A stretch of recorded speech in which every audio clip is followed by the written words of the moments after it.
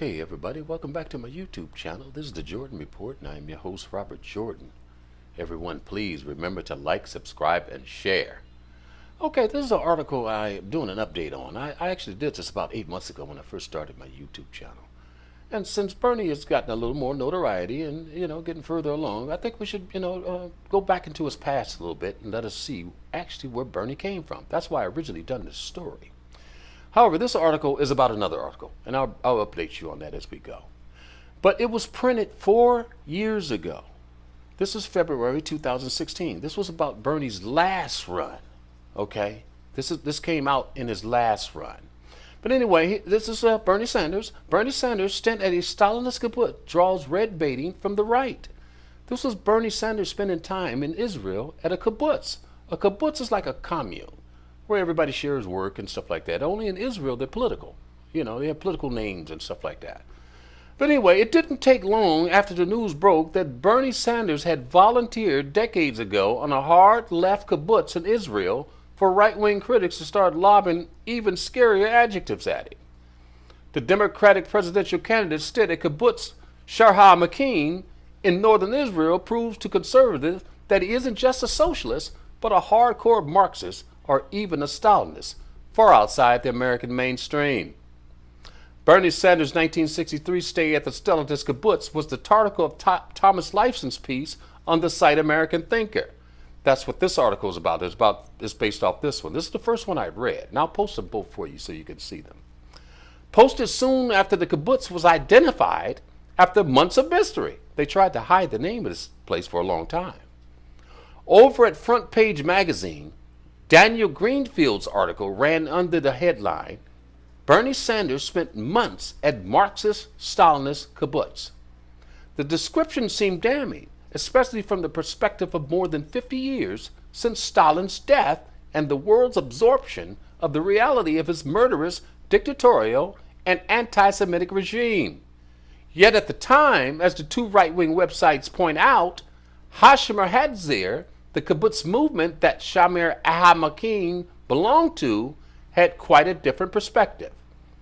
On the day of Stalin's death, March 5th, the front page of the movement's newspaper carried a photo of the late Soviet leader under a full-width headline, The Progressive World Mourns the Death of Stalin. Greenfield at the front page concludes Bernie wasn't there because he liked Israel. Hashomer Hatzair did not like Israel. It ultimately wanted to destroy it. The movement's admiration years earlier for Stalin notwithstanding, that is a perspective it would be hard to find any historian to support, given Hashomer Hatzair's central place within the Zionist movements from its earlier days. You guys, I tell people, man, if you haven't done your homework and research on Bernie, you're missing a lot. You're voting blindly. He has a lot in his past that you don't know anything about.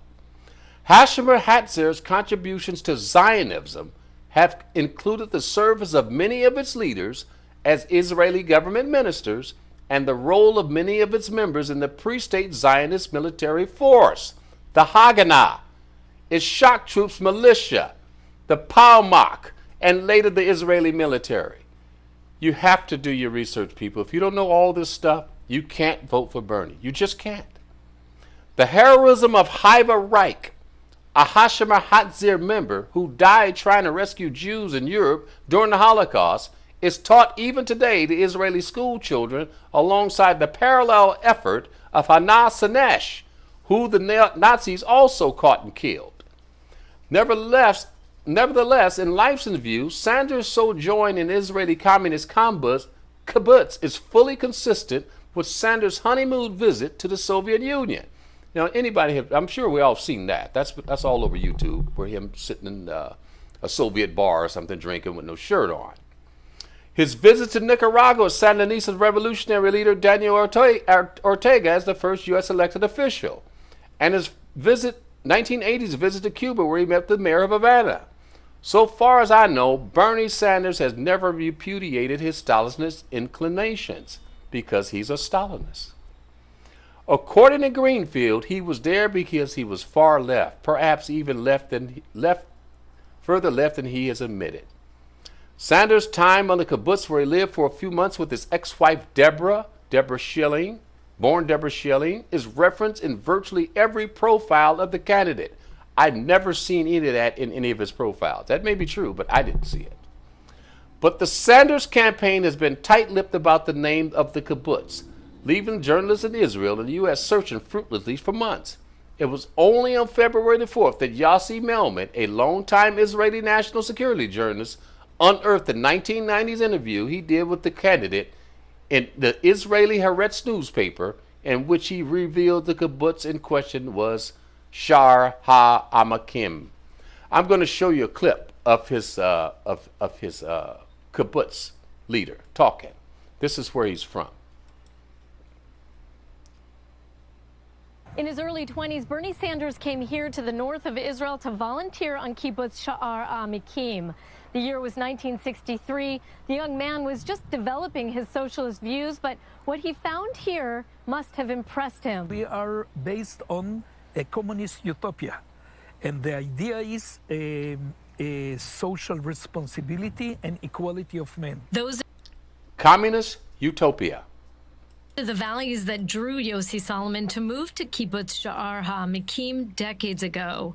He doesn't remember the young Jewish Bernie Sanders. In fact, no one here does. But he's convinced the kibbutz helped shape the socialist views of the 2020 Democratic presidential candidate. He was influenced from our values and our way of life. Founded in 1935, the kibbutz espoused shared responsibilities and shared benefits.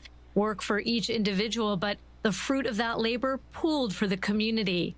It ensured housing for all, living expenses for all, education and health care for all. That socialist communist culture was thriving when Bernie Sanders showed up to volunteer.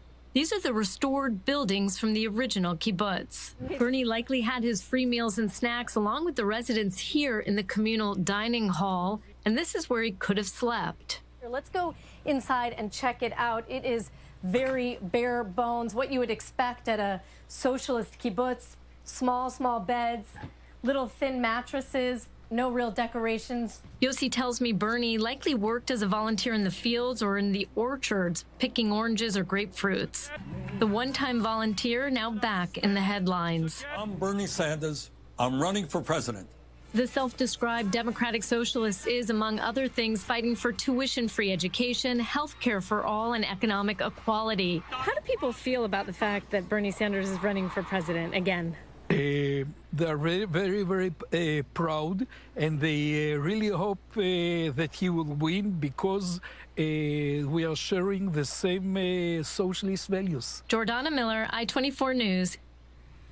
Okay, that's Bernie. That's Bernie's history. That's where he comes from. Okay, and that's why he sounds the way he sounds. Bernie, he's consistent. He's a communist. But I ask people all the time, especially young people, if you don't know anything about Stalin, Trotsky, Marx, Lenin, or any of that type of era, any of those era leaders, you have no business voting for Bernie.